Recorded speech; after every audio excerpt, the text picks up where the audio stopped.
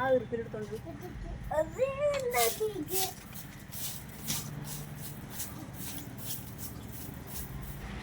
Hello good morning. Indus art and ക്രാഫ്റ്റിൻ്റെ പുതിയൊരു വീഡിയോയിലോട്ട് എൻ്റെ എല്ലാ പ്രിയപ്പെട്ട കൂട്ടുകാർക്കും സ്വാഗതം. എല്ലാവരും സുഖമായിട്ടിരിക്കണമല്ലോ അല്ലേ? അപ്പോൾ ഇന്നത്തെ എൻ്റെ കുഞ്ഞു വിശേഷങ്ങളിലേക്കൊക്കെ നമുക്ക് അങ്ങോട്ട് പോവാമല്ലേ? വന്നോളൂ.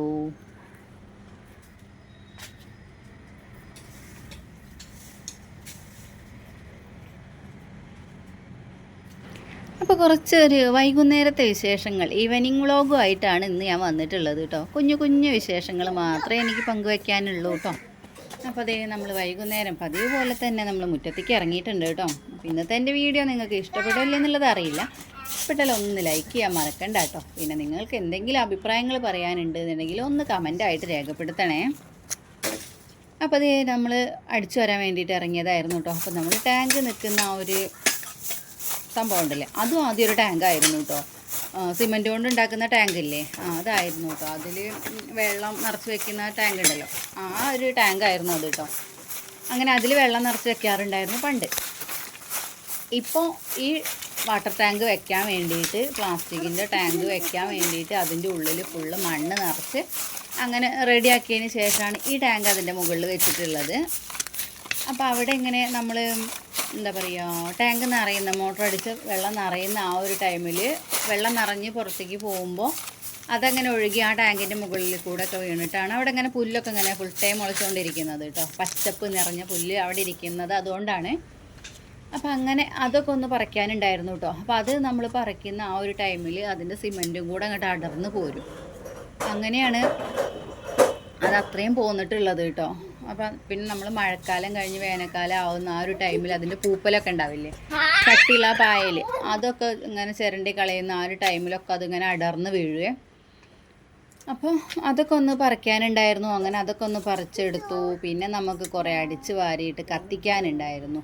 അപ്പോൾ ഇത് കത്തിച്ചിട്ട് 2 ദിവസമായിട്ടോ ഞാൻ ഇങ്ങനെ കൂട്ടിയിട്ടിട്ടുണ്ടായിരുന്നു.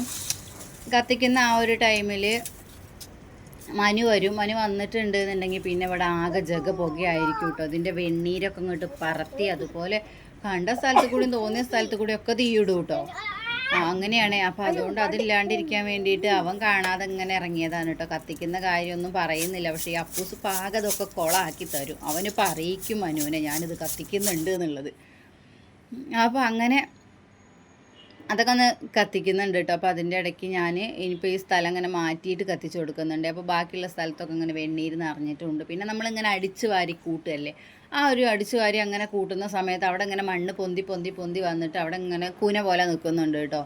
അപ്പോൾ അതൊക്കെ നമുക്കൊന്ന് മാറ്റിയെടുക്കണം. അപ്പോൾ ഞാൻ ഈ കത്തിക്കുന്നതും കൂട്ടിയിടുന്നതും കുറച്ച് ഇപ്പുറത്തെ സൈഡിലേക്കൊക്കെ ആക്കിയിട്ടുണ്ട്. അപ്പോൾ അങ്ങനെ നമ്മളങ്ങനെ കരിയിലകളൊക്കെ ഒന്ന് അങ്ങനെ കത്തിക്കുകയാണ് കേട്ടോ.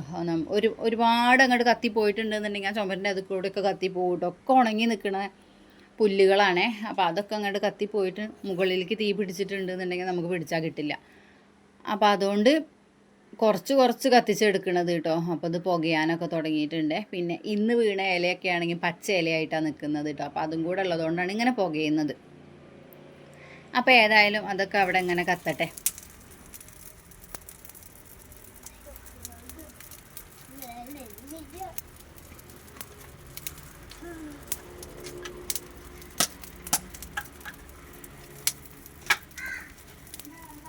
അപ്പോൾ നിങ്ങൾ കണ്ടില്ലേ, അവിടെയാണ് ഇങ്ങനെ കത്തിയും കൊണ്ട് പോകുന്നത് കേട്ടോ. പുകയൊക്കെ പോകുന്ന ആ ഭാഗം കണ്ടില്ലേ, അവിടെയുള്ള ആ മുളയുടെ തണ്ടൊക്കെ ഉണ്ടല്ലോ, അതൊക്കെ ഇങ്ങനെ ഉണങ്ങി നിൽക്കുകയാണ് കേട്ടോ. അപ്പോൾ തീ അങ്ങോട്ട് പിടിച്ചിട്ടുണ്ട് എന്നുണ്ടെങ്കിൽ പിന്നെ പണി കിട്ടും. ഇട്ടിൻ്റെ പണിയൊന്നുമല്ല, പണി കിട്ടിയാൽ ആ പണി നിൽക്കില്ല കേട്ടോ. ആ രീതിയിലായിരിക്കും. മുകളിലെ തൊടിയിലേക്കൊക്കെ തീ പടർന്നു പോകും.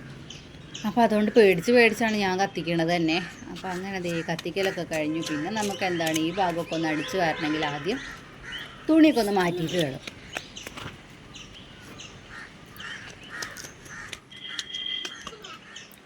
അപ്പോൾ അങ്ങനെ തുണിയൊക്കെ ഒന്ന് എടുക്കാമെന്ന് വിചാരിച്ചു കേട്ടോ.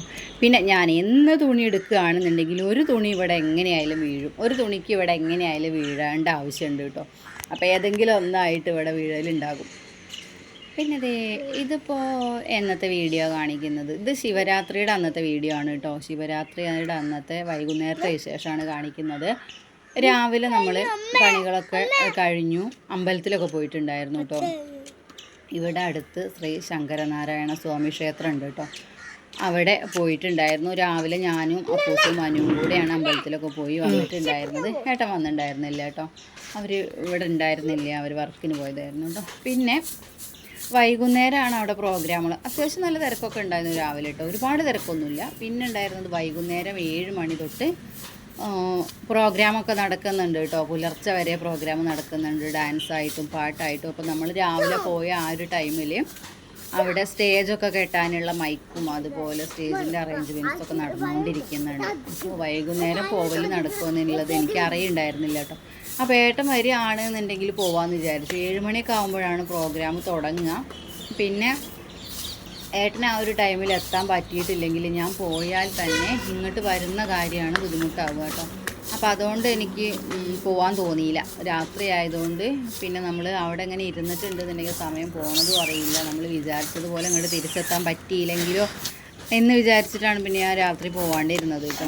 ഇല്ലാന്നുണ്ടെങ്കിൽ പോവായിരുന്നു, പരിപാടികളൊക്കെ ഒന്ന് കാണാമായിരുന്നു, വീഡിയോസ് എടുക്കാമായിരുന്നു, അങ്ങനെയൊക്കെ വിചാരിച്ചിട്ടുണ്ടായിരുന്നു. പിന്നെ 1-2 വീഡിയോസ് നമുക്ക് ഗ്രൂപ്പിൽ കിട്ടിയിട്ടുണ്ടായിരുന്നു കേട്ടോ. നമ്മുടെ അമ്പലത്തിൻ്റെ ഗ്രൂപ്പിലുണ്ട്, അവർ ഗ്രൂപ്പിലിട്ടിട്ടുണ്ടായിരുന്നു 2-3 പ്രോഗ്രാമൊക്കെ. അപ്പോൾ അങ്ങനെ അതൊക്കെ കണ്ടു കേട്ടോ. അപ്പോൾ ഏതായാലും അങ്ങനെ ശിവരാത്രിയുടെ ദിവസവും കഴിഞ്ഞ് അങ്ങനെ പോയി കേട്ടോ. നമ്മൾ അവിടുത്തെ അമ്പലത്തിലാണ് എന്നുണ്ടെങ്കിൽ ഭയങ്കര പ്രോഗ്രാമൊക്കെ ഉണ്ടാവും കേട്ടോ, നല്ല രീതിയിലുള്ള. ഇവിടെ കുറച്ചേ ഉള്ളൂ, എന്നാലും നല്ല രീതിയിൽ തന്നെയാണ് നടക്കുന്നത്. പക്ഷേ അവിടുത്തെ സംബന്ധിച്ച് നോക്കുകയാണെന്നുണ്ടെങ്കിൽ ഇവിടെ പരിപാടി കുറവാണ് കേട്ടോ. അവിടെ അങ്ങനെയല്ല, അവിടെ ഭയങ്കര പരിപാടിയും ഭയങ്കര തിരക്കും ഒക്കെ ആയിരിക്കും കേട്ടോ. ഞാൻ മനു ഉണ്ടായിരുന്ന സമയത്ത് പോകാൻ പറ്റിയപ്പോൾ പോയിട്ടുണ്ടായിരുന്നു കേട്ടോ. അവിടെ തൊട്ടടുത്താണേ. അപ്പോൾ അന്ന് അവിടെ എന്താ ചാക്യാർകൂത്ത്, കഥകളി, പിന്നെ കുട്ടികളുടെ ഭരതനാട്യം, അരങ്ങേറ്റം, അങ്ങനെയുള്ള കുറേ പരിപാടികളൊക്കെ നടക്കുന്നുണ്ടായിരുന്നു അന്ന്. അങ്ങനെ അതുകൊണ്ട് അവിടെ പിന്നെ എന്താ പറയുക, അവിടെ അടുത്തായാലും നമുക്ക് നടന്നിട്ട് പോന്നാൽ മതി, അത്ര ദൂരമേ ഉള്ളൂ കേട്ടോ. അത്ര ദൂരം എന്ന് പറഞ്ഞാൽ ഒരു 50 മീറ്ററൊക്കെ ഉള്ളൂ നമ്മൾ അമ്പലത്തേക്ക് കേട്ടോ.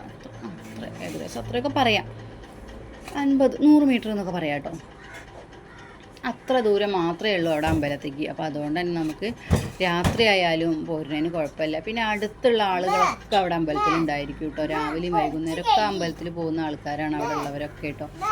അപ്പം നമുക്ക് എങ്ങനെയായാലും നമ്മുടെ കൂടെ ആളുണ്ടാവും. നമ്മളിപ്പോൾ മാത്രം ഒറ്റയ്ക്കാണ് അമ്പലത്തേക്ക് പോണത് എന്ന് വെച്ചാലും എപ്പോഴും ആൾക്കാർ, നമ്മൾ അറിയുന്ന ആൾക്കാർ നമ്മുടെ കൂടെ തന്നെ ഉണ്ടായിരിക്കും കേട്ടോ. നമ്മൾ വീടെത്തുന്നവരെ, നമ്മുടെ വീടിൻ്റെ അപ്പുറത്ത് ഇപ്പുറത്ത് ഒക്കെ ആയിട്ട് ആളുകളുണ്ടായിരിക്കും. പക്ഷേ ഇവിടെ അങ്ങനെയല്ല കേട്ടോ. ഇവിടെ അടുത്തുള്ളവരെയൊന്നും ഞാനൊന്നും അമ്പലത്തിൽ കണ്ടിട്ടുണ്ടായിരുന്നില്ല.